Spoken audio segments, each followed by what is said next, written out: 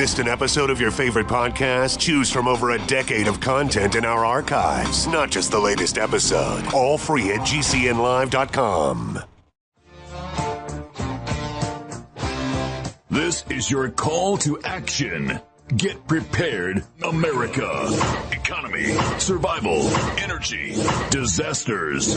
This is USAPrepares.com. Informative radio, educational radio. Interact now by emailing instructor@USAPrepares.com or text at 434-390-7953. Class, please take your seats. Now, your instructor, Vincent Finelli. Yeah. Everyone all set? Cocked? Locked? Here we go. Your dial set correctly to USA Prepares. Thank you for being in class with us today. And I'm delighted to be broadcasting with Jason, our GCN engineer, Genesis Communications engineer, and Guineith Isaacs, our international correspondent live in Australia. Welcome, Guineith. Hello, Vincent. How are you this morning? I'm really, really well, and thank you for asking. I want to apologize to you and to the whole class. Those of you who have tried to contact me, email, telephone, I have been unavailable most of the time. And what I've been doing is I've been on the farm here nonstop. It is the final push for the season for several things. Making sure that we get all of our wood in for not this year, but for next year, in the Easter season, and hay, and making sure our equipment is operable. And so I have not been near the phone, and I've missed a whole bunch of phone calls. So I want to apologize for that. But I want to tell you one other thing about. I'm so sorry, Guineith. I know you've called. I understand it. It's been fairly hectic around here too. Because we've got La Nina event brewing, and that's going to affect both your farm and my farm. And should I tell the class what a La Nina event is likely to involve, Vincent? Yeah, please do. If you could, your voice is distorted. There's a lot of we'll call it static or white noise that's accompanying. Is there a better position you could get into? Minimize that, or speak a little more slowly. Whatever you have to do. Just hang on a moment. I'll try putting the phone up like this. Otherwise, we can reconnect. How's that? Is that better? Well, I'll tell you what. Let's reconnect at the break. Okay. So, Jason, if you could during the break, let's do a reconnect. But let's tell us, Guineith, tell us what you mean by La Nina. Okay, a La Nina event. It actually involves changes in the ocean currents on the Pacific equatorial region where the trade winds happen.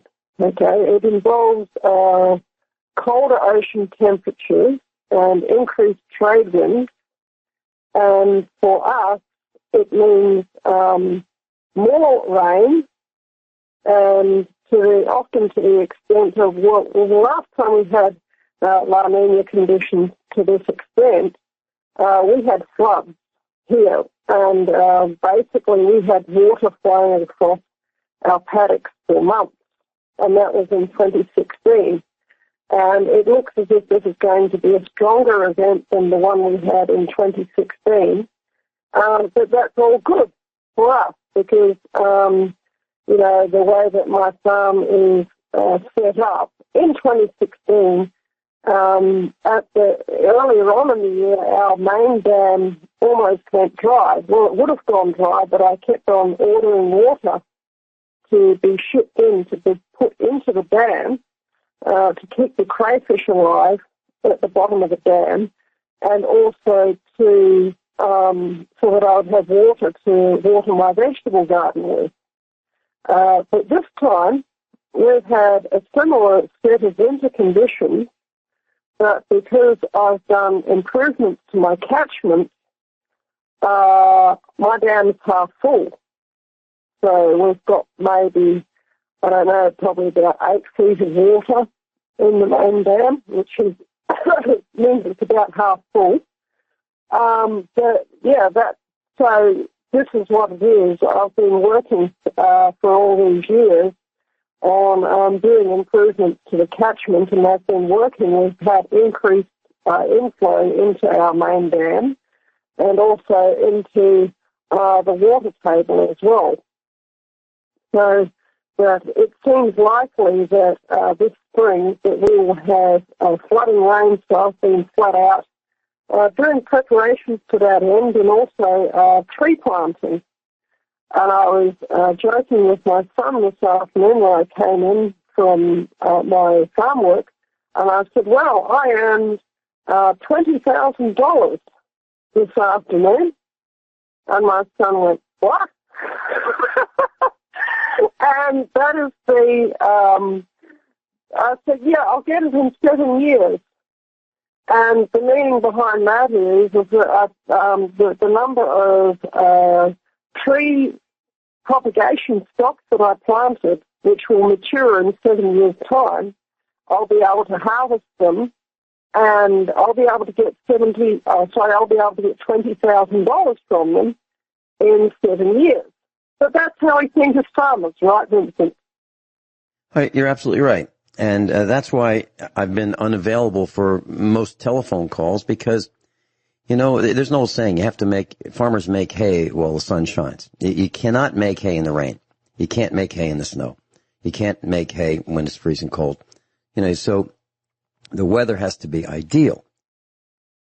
So what we do right now is the time when we're making sure that we can reduce to the maximum extent the failures of our equipment when we are out there in a critical time, which starts today.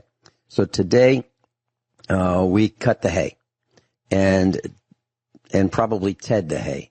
And tomorrow and the next day, we rake the hay. And we repeat that cycle about 7 or 8 times, because that's how many fields we are going to be cutting, tedding, raking, and baling.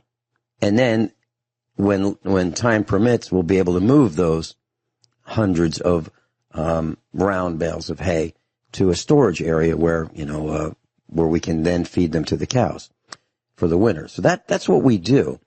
And we don't know exactly when we are going to be, doing this baling. We don't know, we can't look at the calendar and say we're going to do it on a certain day. It's all weather dependent. And I believe what you were saying to us is that you're working on this dam and making sure that at the right time, because you don't want to build a dam when it's flooding. Actually, you can't. You have to build it when it's not flooding. And so you wait till the right time, the soil conditions are right, the sun is right, and so forth. And you get the guys that have the equipment, the bulldozer, etc. All those things have to line up perfectly. Then you can build your dam. Then you've got water for X amount of time until something goes wrong, like a massive flood that breaks the dam. So that's what we do here as well. Exactly the same thing. And that's what farmers do. And so if you're wondering why, class, we can talk about preparedness, is because we absolutely live it.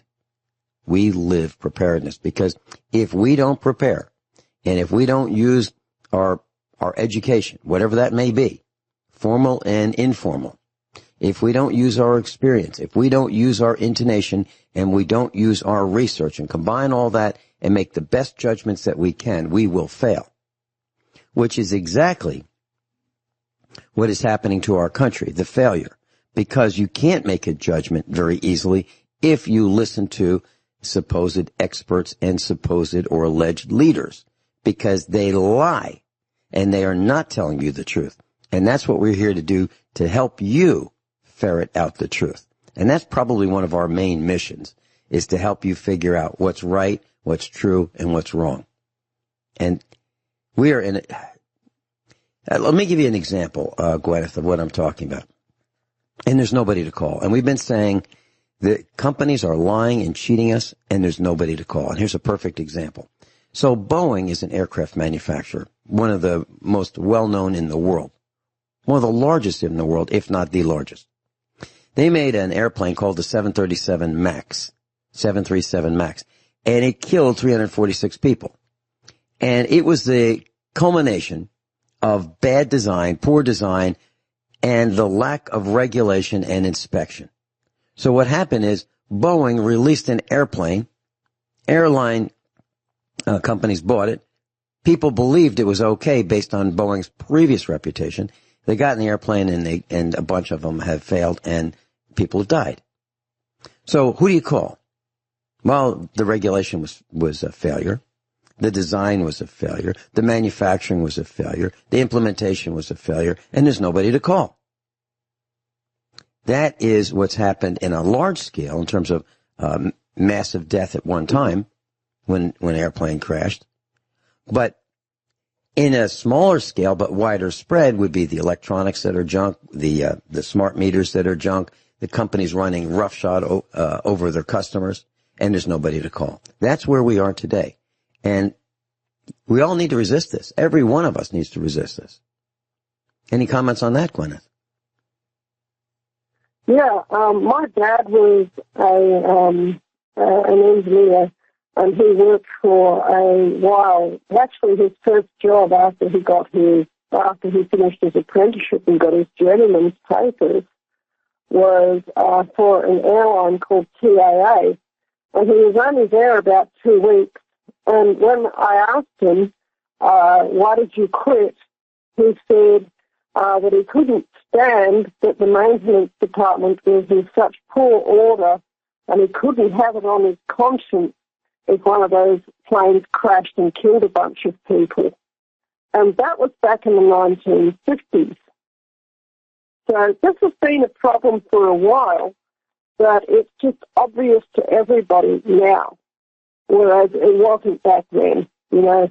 But airline maintenance has been, these machines have to be in pristine condition in order to be safe, and so often they're simply not. And especially with this whole lockdown thing, so many of them haven't even been used, and you can't have an airplane sitting on a tarmac for 6 months and then just, you know, put fuel in it and, you know, start it up and think that everything's going to be okay, because airplanes don't work like that. Does that make sense, Vincent?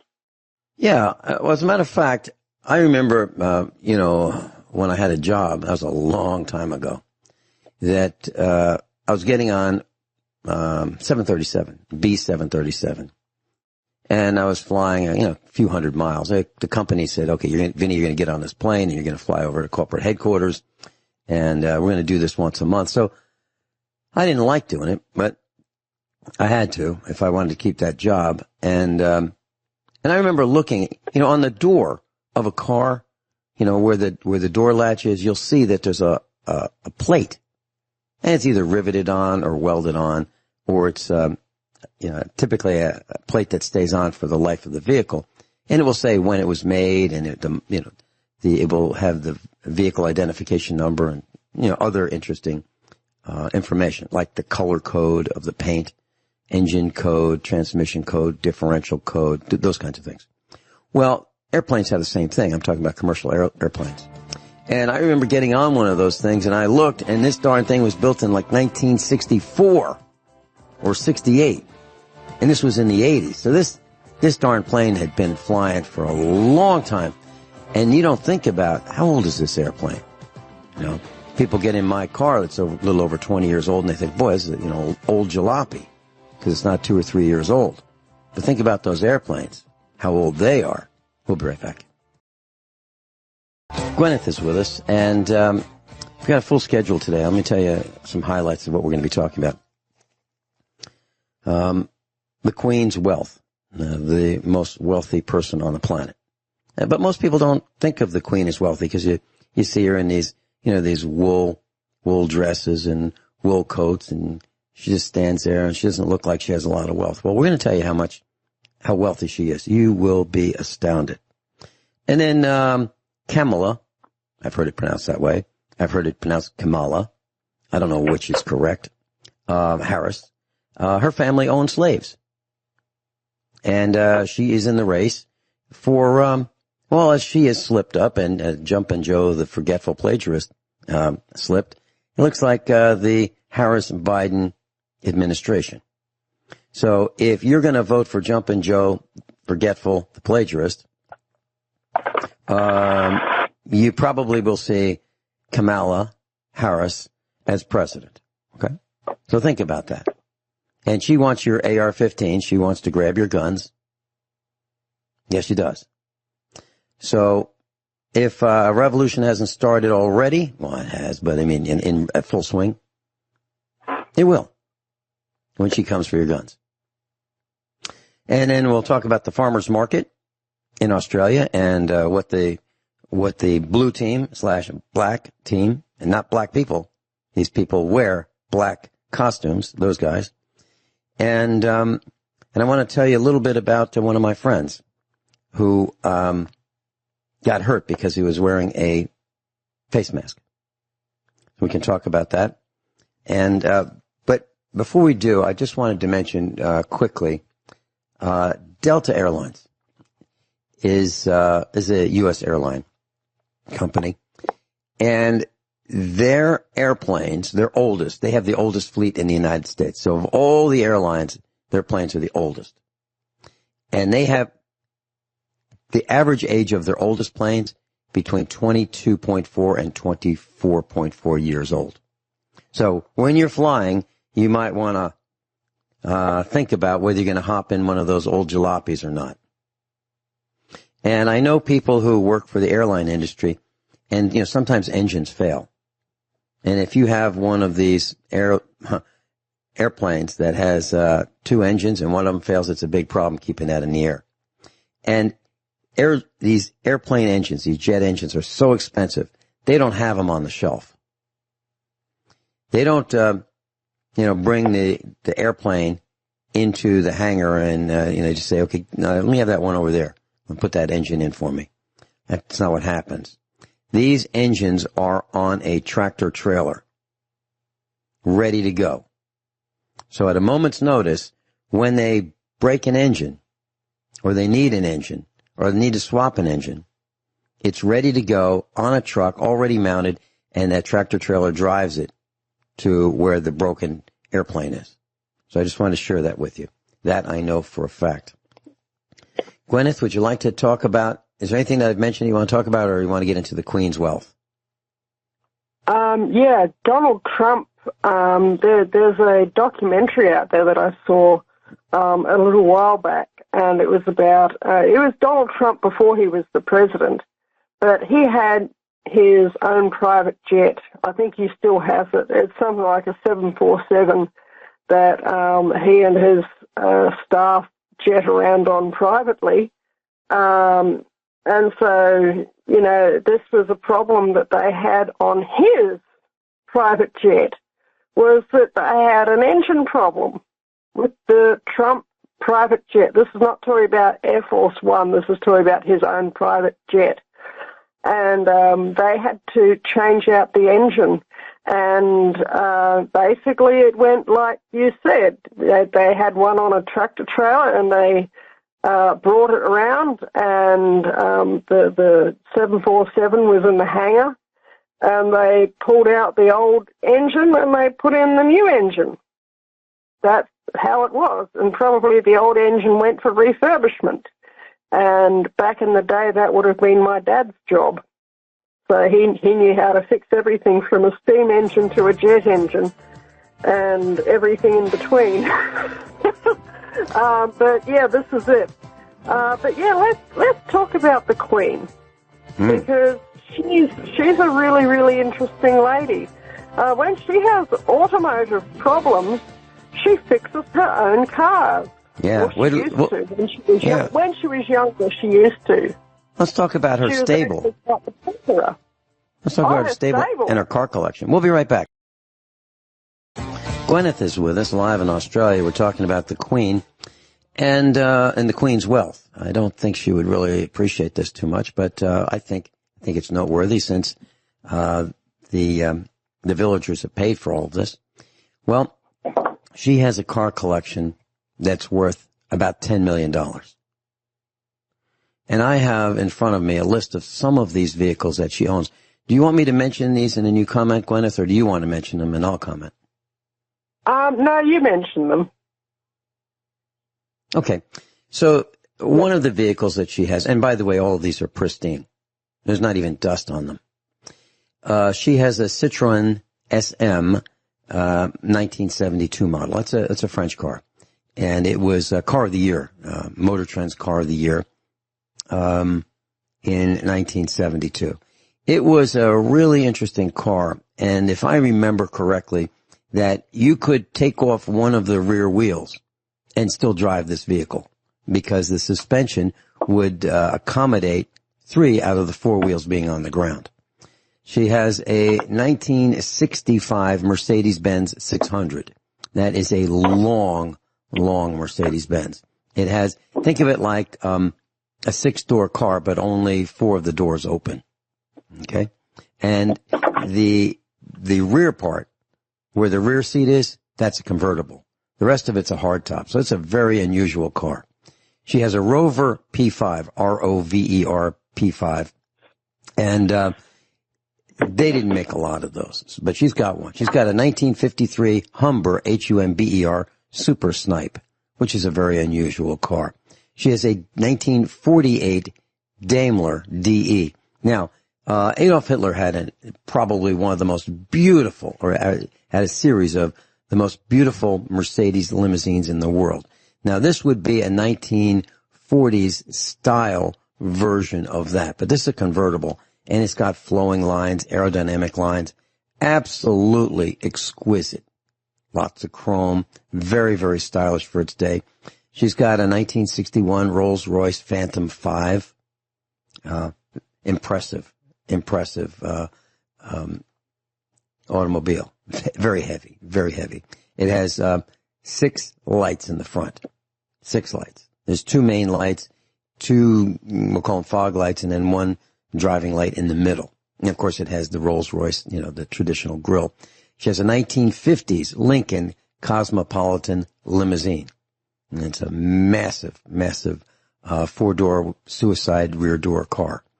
1924 Rolls-Royce Silver Ghost. Now this would be something of the era that you might have seen, Bonnie and Clyde in. Magnificent automobile, spoked wheels, convertible. And the top half of the windshield opened up so air would flow inside to cool you off. And this is before air conditioning.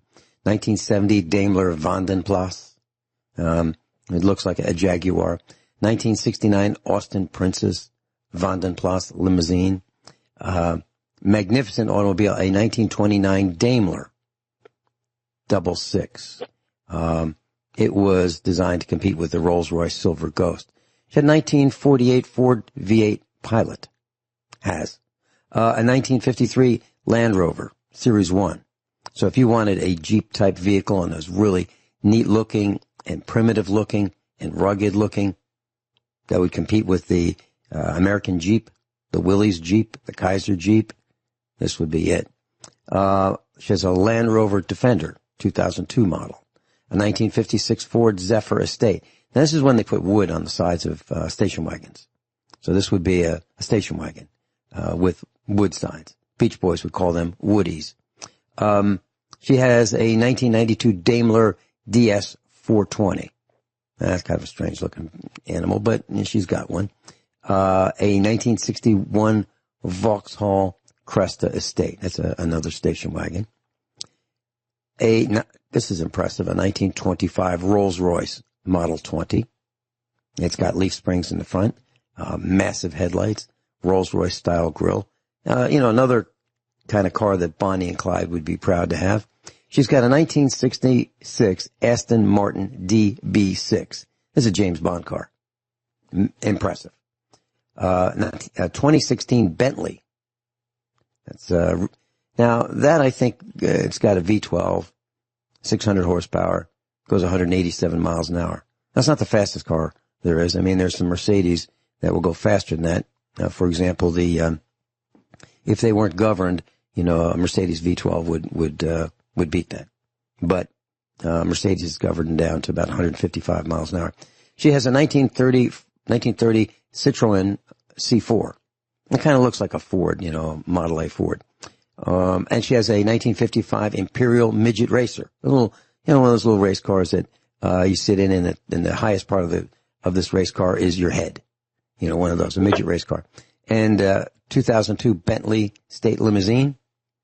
She has a Land Rover, Range Rover hybrid. And she has a Edward VII Town Coach, which is fully restored, which looks like something from, maybe 1890. Something like that. Spoked wheels. Looks like bicycle tires almost with heavy spoke wheels. Very impressive. So that is just part of her automobile collection. $10 million worth. So, you know, her car collection. Jay Leno, eat your heart out. Any comments? Well, some people collect stamps and some people collect cars, and the Queen collects stamps and cars. Do you have her stamp collection on your list? No, I don't, but I have. She also collects countries. Yes, she does. She does collect countries, yes. But yes, she has the most impressive stamp collection in the world. Basically, she has every British stamp that has ever been issued, right back to the original penny black. And there's only a handful of penny blacks in existence. That was the very first postage stamp that was ever issued by the Royal Mail in England. The British were the people who came up with postage stamps in the beginning. And she's got a penny black in her collection, apparently, and she's got a copy of every other British stamp that has ever been issued. I think she's actually got a copy of every Commonwealth stamp. So every stamp in Canada, Australia, New Zealand, South Africa, back when it was part of the Commonwealth, and so on and so forth, and many other stamps from all over the world as well. I wouldn't say that she's got every stamp that's ever been published, but her stamp collection is so vast that it's valued in the many, many, many millions of dollars. And so that's something that is quite noteworthy as well. And she has a coin collection. She collects stamps and she collects coins. And she collects precious stones. And she's got some of the finest precious stones, of course, in the world as well. A lot of them are incorporated into the royal jewelry. But, you know, some of them is sort of like, generally if there's a really, really big nugget, some of them are sold privately.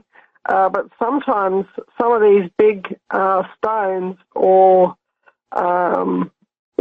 nuggets of gold or silver, that they just somehow manage to find their way into the royal collection, Vincent.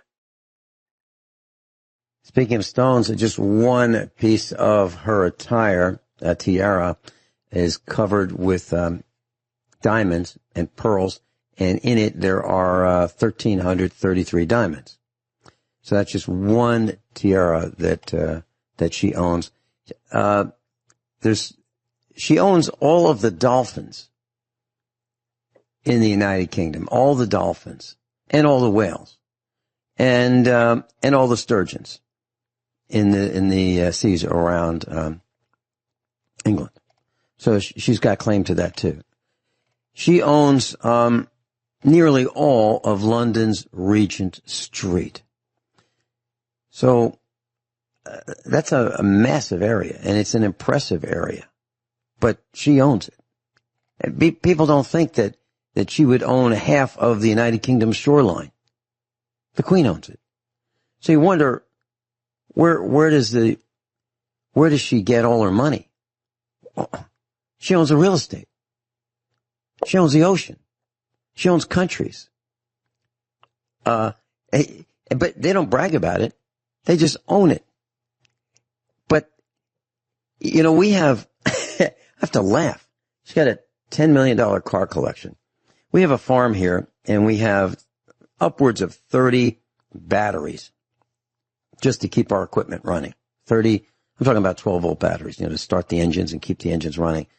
30 batteries, for tractors and the bulldozer and the backhoe and the trucks and all that stuff that we have. Actually, it's probably closer to 50 now. Because we got some of our equipment running that wasn't running previously. So probably 50 batteries. That's a full-time job, just keeping those darn things charged for one person.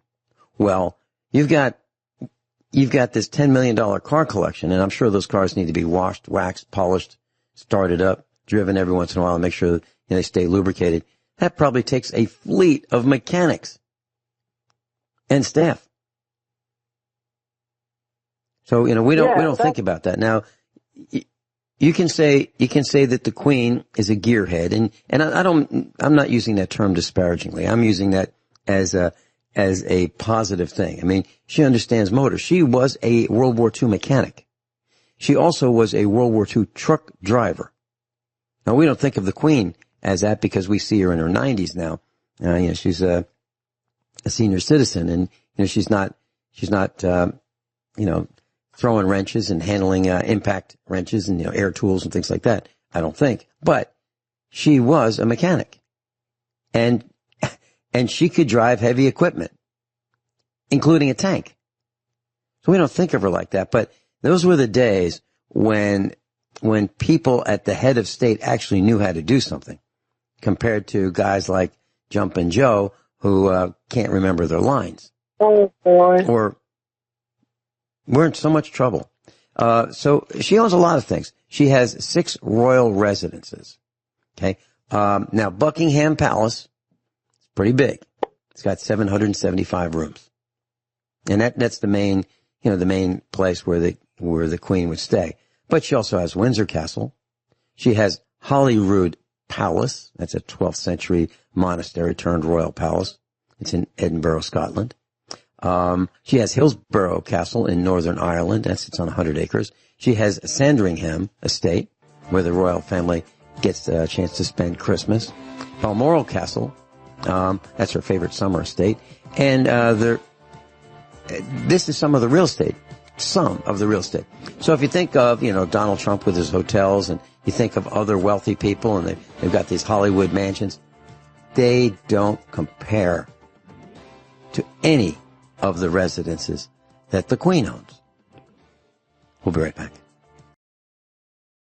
We're talking with Guineith about the wealth of the Queen.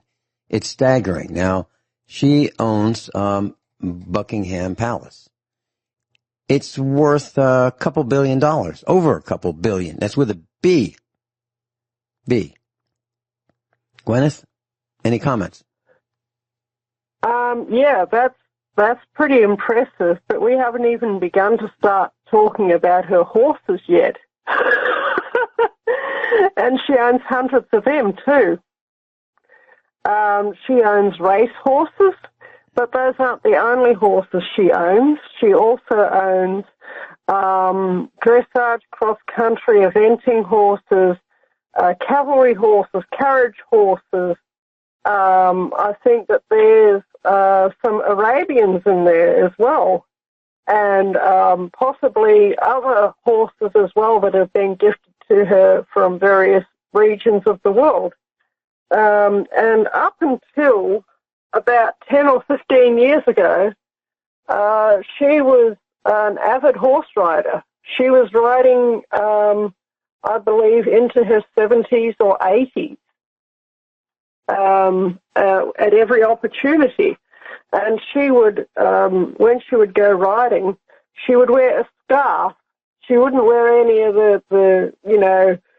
she wouldn't bling herself out like a lot of people would think that she would. She would go dressed probably in woolen clothes, a jumper, some trousers, with a scarf on her head, maybe a riding helmet. But she was riding horses well into her 70s and 80s. I forget exactly when she stopped riding, but it was in the news. And it was only about 10 or 15 years ago, which is really quite remarkable. But she owns hundreds and hundreds and hundreds of horses of various descriptions. You know, her race horses alone, I think she owns about 400 race horses. And she still enjoys going to the races, apparently. And from what I've heard, the Queen Mother, when she was alive, had her very own betting office in one of the palaces. So they have an official system of betting offices in England, and the Queen Mother was fond of betting on the races, and she was quite successful at it.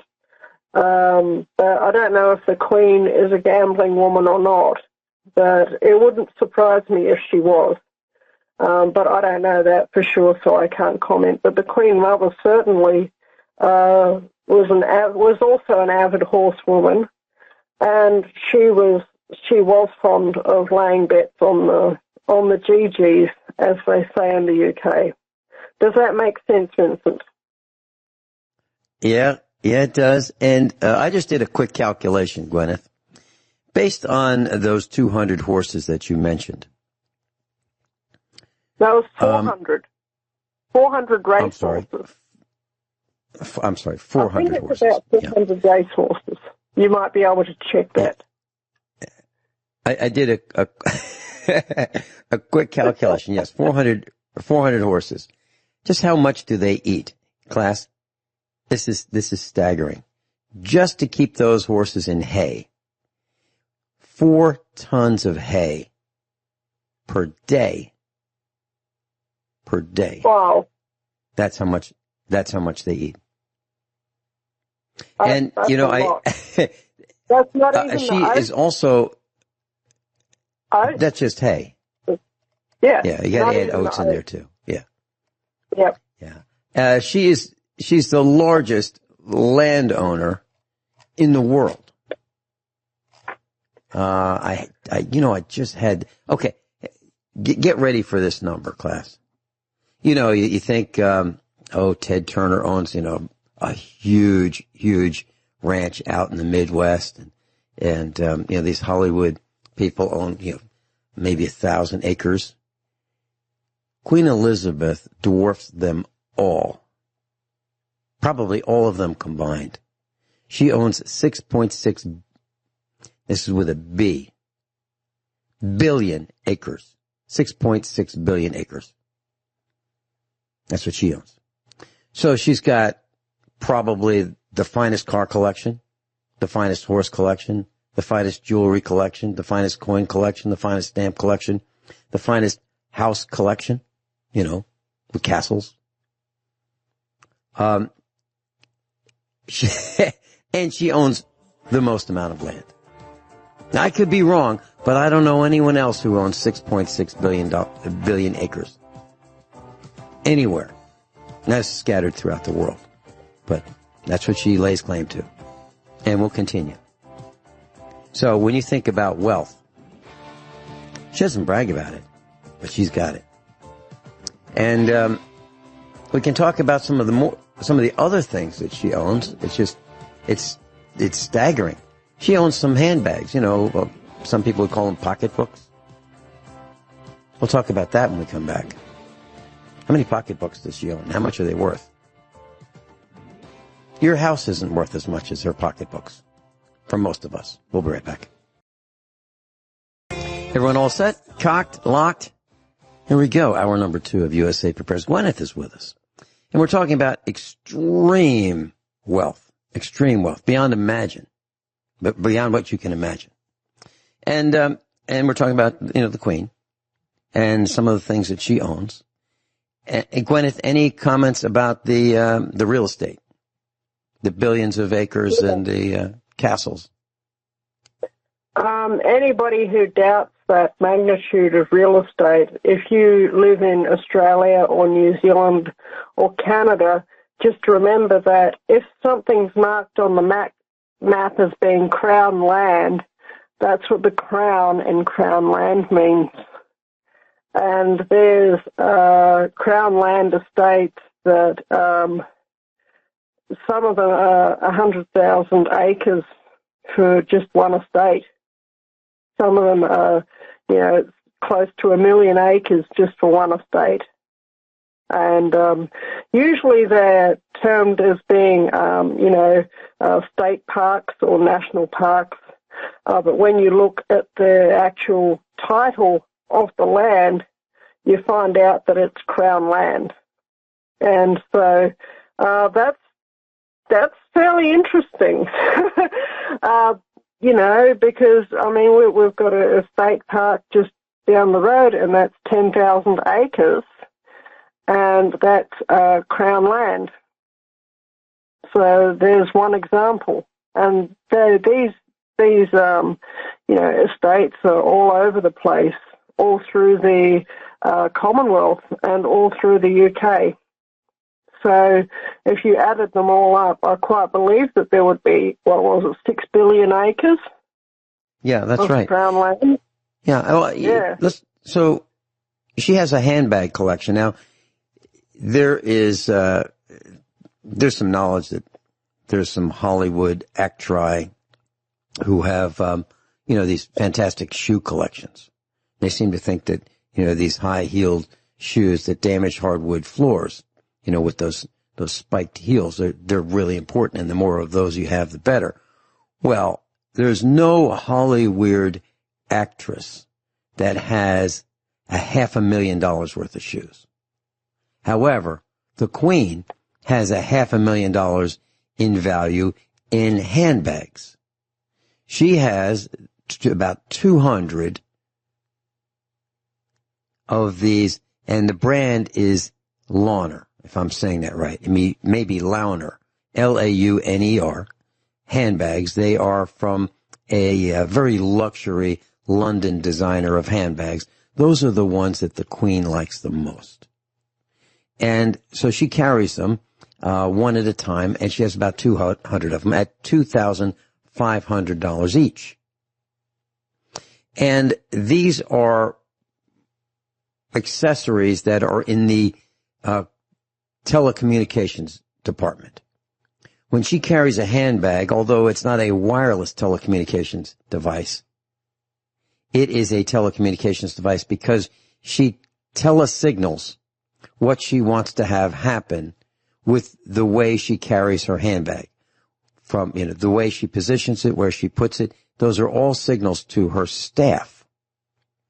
That's unknown to us. Now, maybe there's a monitoring device inside. I don't know. Maybe it is electronic as well. But it is used as a signaling device for her staff. For example, if she's having, this is a little bit of research that I've done. I can't prove it. I haven't had dinner or lunch or breakfast or even a biscuit with her. So I really, I haven't been there firsthand. But what I've researched has told me that if you're having a meal with the Queen and she happens to put her handbag on the table, that means within 5 minutes, that meal's over. She's done. It's over, and her staff is going to end the meal. She's not going to do it. She's going to have her people do it. Any comments on that, Guineith?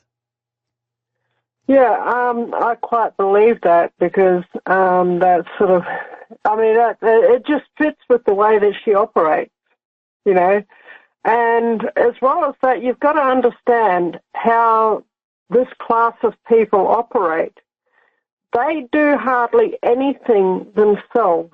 They get their people to do it.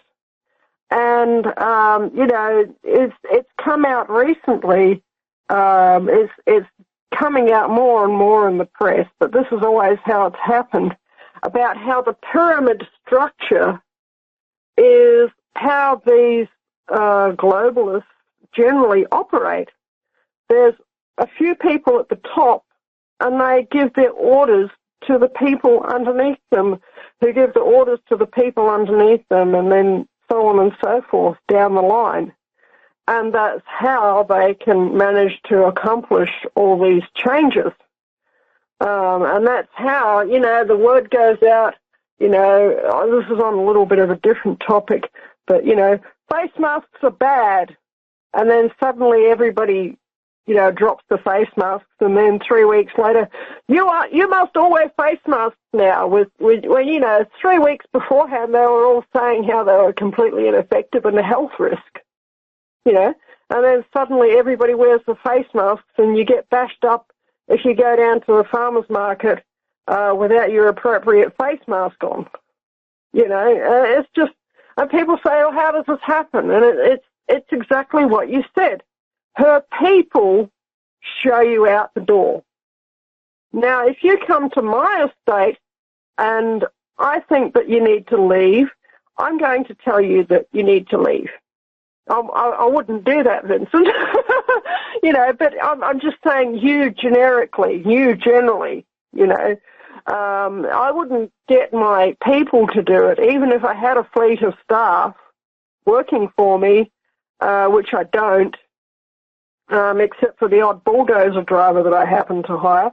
But, you know, this is it. I would say directly, but they can't or won't do it that way. That's how they operate. They get their people to do their bidding. Does that make sense, Vincent? And the handbag thing's a small example of that, of a bigger system. Yeah, just kind of like presidents get their people to do their bidding when they beat up small countries. Yeah, I mean, that's exactly right. The Queen has a pretty interesting art collection. I don't think she would live long enough to spend 30 minutes looking at each one. Okay? I don't think her life expectancy is that long. She has 150,000 works of art.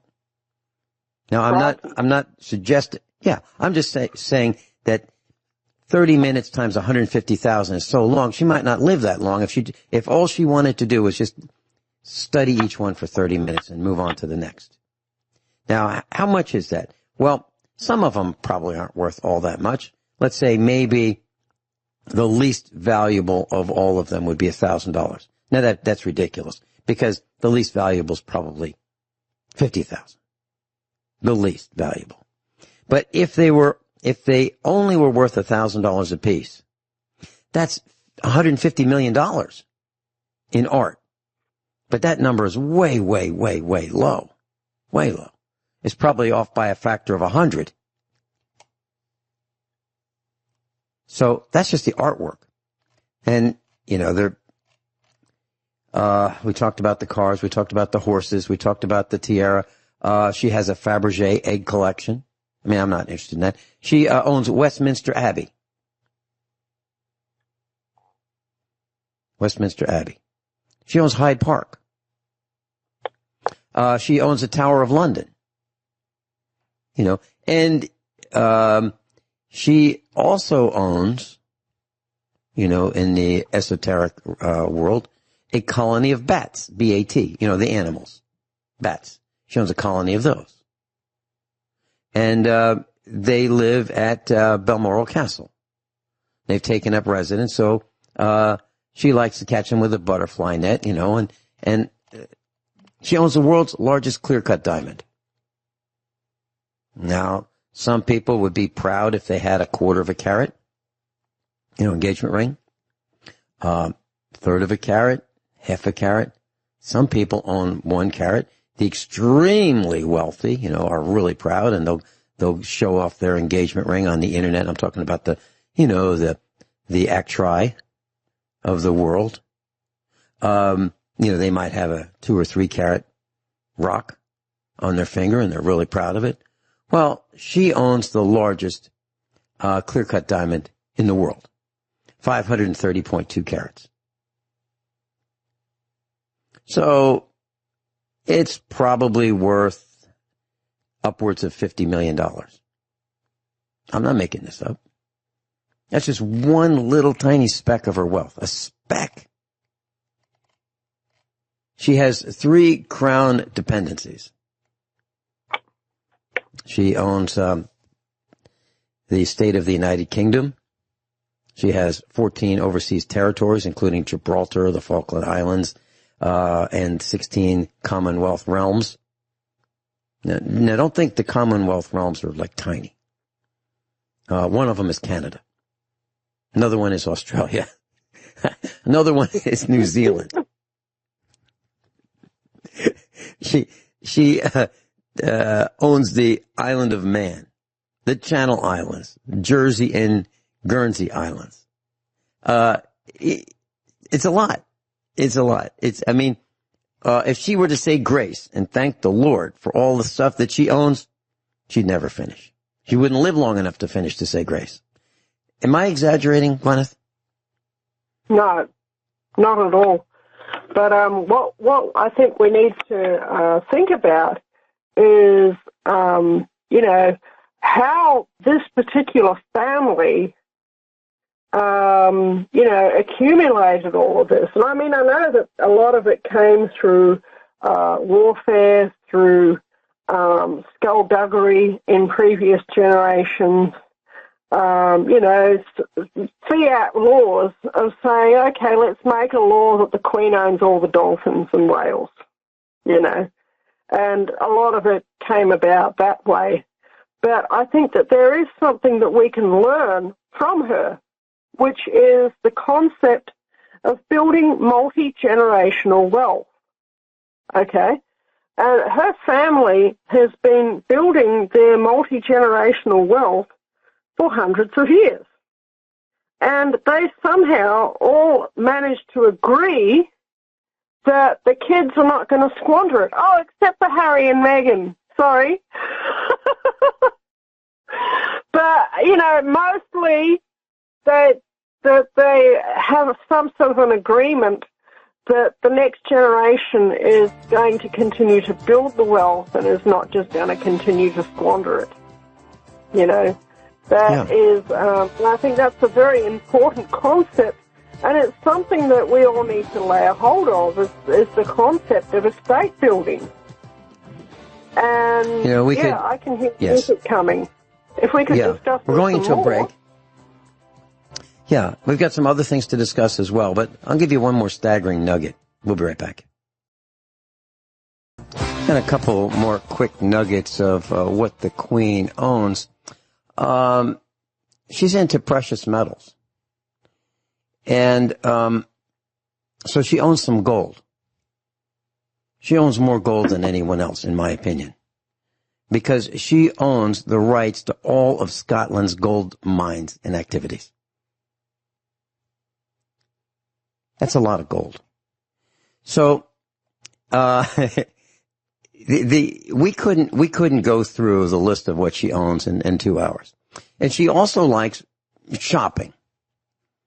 Not specifically going out shopping herself, but she likes, real estate in the retail area, I guess I should say. She owns 4.3 million square feet of retail space. 4.3 million square feet of retail space. The wealth is staggering. And the lesson, if you want to think of what have you learned from this, if you want to put a single thread through all of this, it's exactly what Guineith said. This family has figured out, if they're careful, if they don't squander it as, new wealth, if they don't squander it, they can pass it on from generation to generation to generation.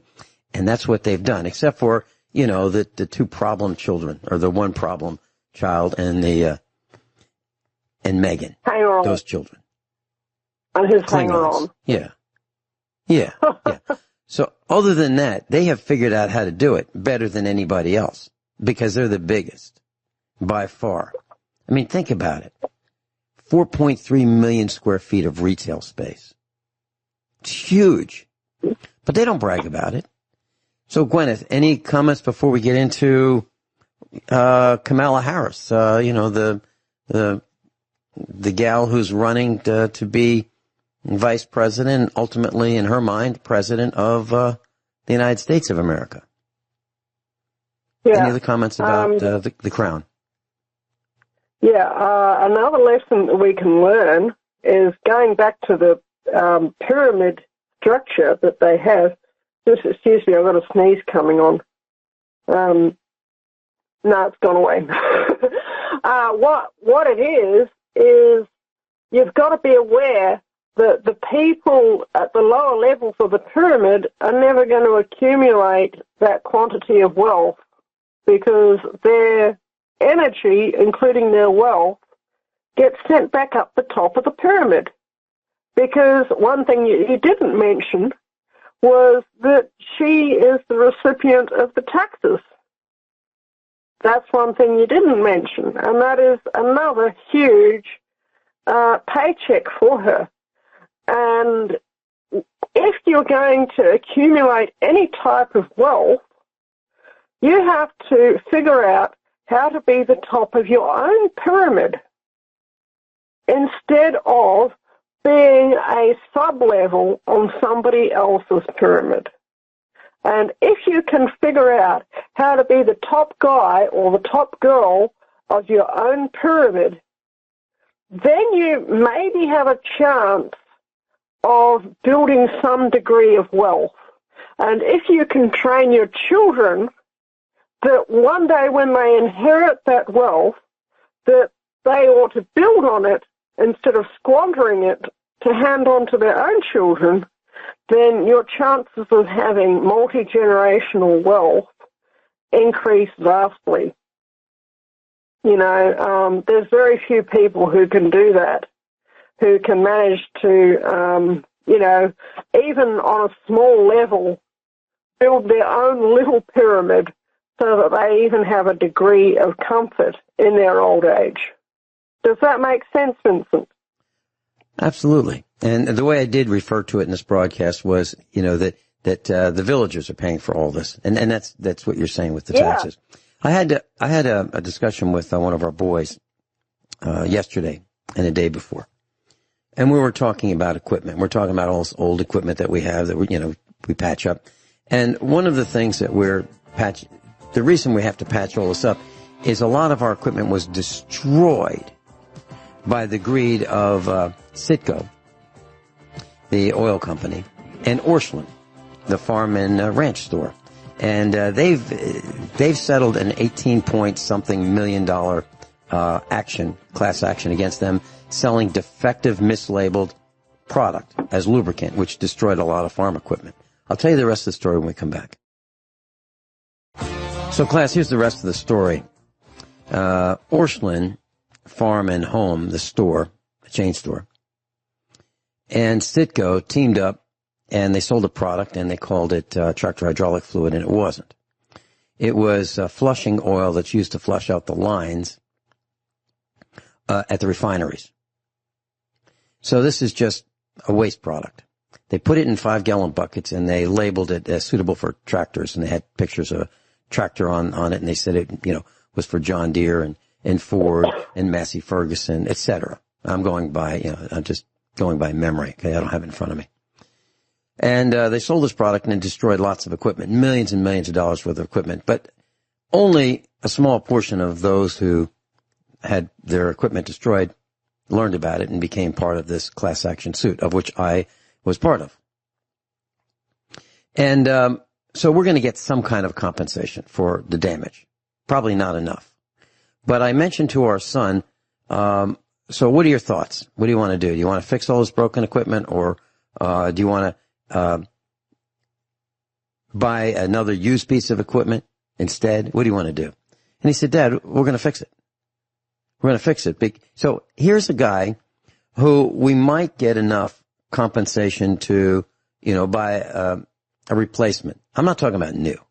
I'm not talking about shiny. I'm just talking about a different piece that maybe wasn't damaged as badly as ours. So would you like to replace it? And he said, no, we're going to fix it. So the point I'm trying to make is, even if he got enough money to buy a new piece of equipment to replace, not new, but replacement, he wouldn't do it. And that is the way that the Queen and Company have been operating for generations, hundreds and hundreds of years. So just because you have it doesn't mean you have to spend it.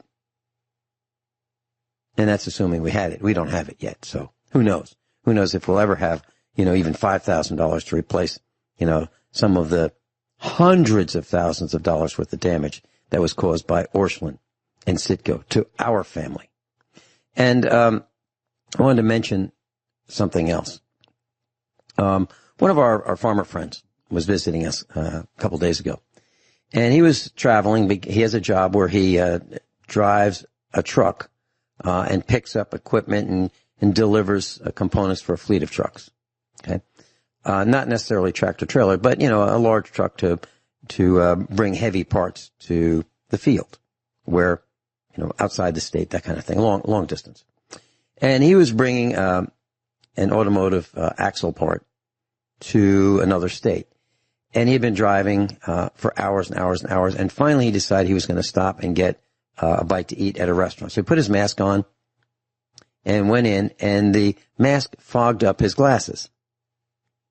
And because it fogged up his glasses, he didn't see this change in height between the parking lot and the sidewalk. And he fell. Face planted. Got all banged up. Became disoriented. And he really hurt himself. People had to help him up. They saw him, face down on the sidewalk. And that is one of the undiscussed problems. Just one little speck of a problem with what's happening with the coronavirus, the corona panic, and the changing rules. Mask on, mask off. Our president has been recorded by Bob Woodward as saying he downplayed the coronavirus. That was a couple days ago. Now he's saying he upplayed it. This guy can't keep the story straight for more than a couple days. And maybe there are reasons why he's doing this. Maybe there are reasons why he's stretching the truth, lying, obfuscating, confusing, etc. I'm not saying that I don't want him to be at the helm, because the other choice is unthinkable. I'm talking about the plagiarist. That's unthinkable. And the plagiarist sidekick, Kamala Harris, unthinkable. She's a gun grabber.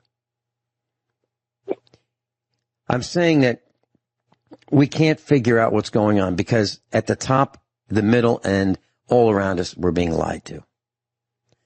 So I wanted to share that story about the face mask because, Guineith, you've been talking about hypoxia, and this farmer friend of mine knows who you are. He's listened to USA Prepares, and he actually knows a bunch of us. He's met several of our instructors. He's a really good guy. I'll even give you his first name. His name is Stuart. Wonderful man. I consider him a gem of a friend. Absolutely, I would do anything for him, and so would the rest of our family. So here's a guy who fell victim to trying to do the right thing. Okay. Kamala Harris, or Kamala, however you pronounce her name. What's the story on her, Guineith? Yeah, she's she's got a really, really interesting family tree. She is descended from a slave who, back in the day, had intercourse with her slave master, who happened to be Robert Harris of coffee plantation fame. And if you go into a supermarket, you can go and buy a packet of Robert Harris coffee. And that is I'm not saying that she's from the main branch of the Harris family. In fact, I'm pretty sure that she's not. But she is, that her ancestress was, for whatever reason, found herself being the bed warmer of Robert Harris. And, I've got to mention something here, which I've mentioned to you, Vincent, that my ancestor was actually the governor of Jamaica, and that was Sir Alexander Lindsay. And probably Sir Alexander Lindsay was also a slave owner. But the difference is that Kamala Harris still believes in the slavery business model, and I don't.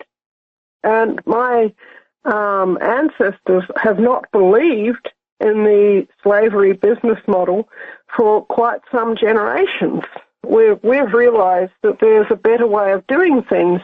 But Kamala Harris was back in the day when Bill and Hillary were living in Pennsylvania Avenue.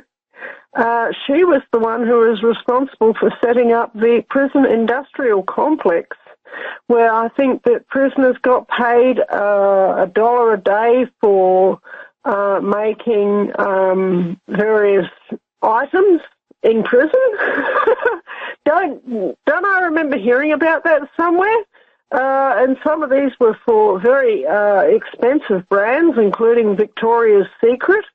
And there's actually a news article out there probably somewhere on the internet, called Victoria's Biggest Secret, where female prisoners were paid basically peppercorn wages for sewing women's underwear. And this was supposed to be part of their rehabilitation, but what it really was, it was basically slave labor. And she has the cheek to lecture us about how Black Lives Matter and about how she believes in the emancipation of black people in the United States. I think that she's a hypocrite. Does that make sense, yeah. Vincent? Yeah, and she is a hypocrite. Now, I can give you just two examples. I've already mentioned these on the radio, but I'll do it again. So when she was traveling, she's anti-AR-15. I've got one in the studio. When I say class, just me and a couple Colts, I'm talking about a Colt AR-15 and a Colt 1911. So a 45 ACP handgun and a Colt AR-15. That's what I mean by a couple Colts. So she is anti-black rifle / AR-15. And she wants to grab them, as my research has indicated. And yet, when she travels with an entourage of people armed with those black rifles. So they are good enough for her to be protected by, but unacceptable for the riffraff, meaning us, to protect ourselves with them. That's who she is. So you can't believe anything that anyone says who's running for office, because they lie, they cheat, they obfuscate, they confuse. And so anybody who's been in office, I would say do not reelect. But the problem now is we don't have a choice. We can vote for Donald Trump, who would be a little bit better than Jumpin' Joe the plagiarist and his sidekick, the gun grabber. No matter what happens, class, you've got about 49 days before the chaos really gets into a higher gear, in my opinion. I'm not trying to be a doom and gloom purveyor. I just believe it's going to happen. And I've said to my family yesterday, had a little family meeting, another one, have them all the time. I said, okay, I'm going to make it really quick. If you knew that you had 50 days, 50 days, to get whatever you need to get while you can still get it, before the chaos reigns, even worse, what would that be? Think about it, write it down. Now, that doesn't mean you have 50 days. That means that tomorrow it'll be a little better chance of getting it than the next day. And the next day will be a little bit better than the next day. And each day we go closer and march further toward that 50th day,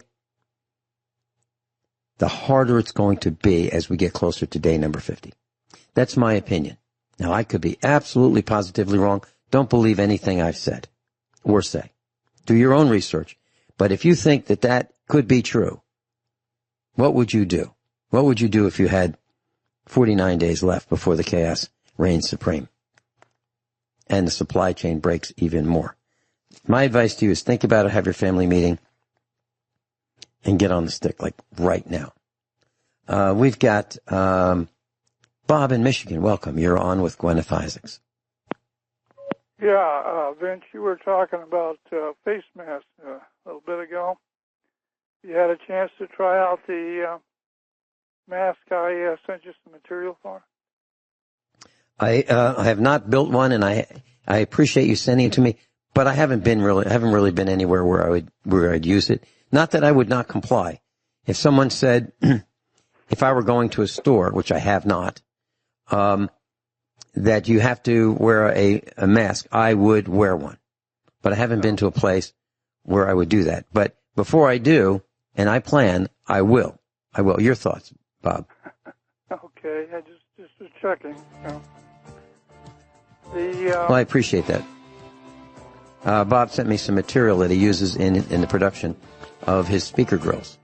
And he makes speaker grills for JBL and other fine instruments of audio reproduction, sound reproduction. Bob, I appreciate your call. Okay. Hey, thank you so much. Just a quick comment on the news. So you might have heard that hundreds of thousands of birds have fallen out of the sky. And if you watch Jericho, there was a scene in Jericho when a young woman gets out of her car, she takes a couple steps, and there's dead birds all over the road. All over the road. And that was from the nuclear blasts in the television series Jericho, which I've assigned as homework over the years. So now we're looking at hundreds of thousands, if not millions, of birds falling out of the sky in New Mexico. Now, this has happened in other places as well. And they say it's a mystery. Well, it's not a mystery. It is not a mystery. You just haven't been told the reason why. Now, if you think about it, it's really kind of simple. We've got these fires, which have been called wildfires on the West Coast. California, Oregon, Washington, Idaho, okay, and other states. So there's plenty of fires. And many of them have been caused by arson. Now, when these fires take off and they burn homes, there's plastic plumbing in the homes. There's insecticide in the homes, ant killer, weed killer, all kinds of insecticides and herbicides. And the other petroleum products, like the roof, the vinyl siding, etc. The insulation on wire. That gets volatilized, goes into the air, and it goes straight up. And then the birds migrating, because the temperature has changed, they fly through it and die. So is it a mystery? Hardly. Hardly. All you have to do is think about it. Now, are you getting a chance to breathe that same air? Of course you are. So the point here is, what are we going to do about it? I think, and I wanted to mention this, and I'd love to hear Guineith's opinion.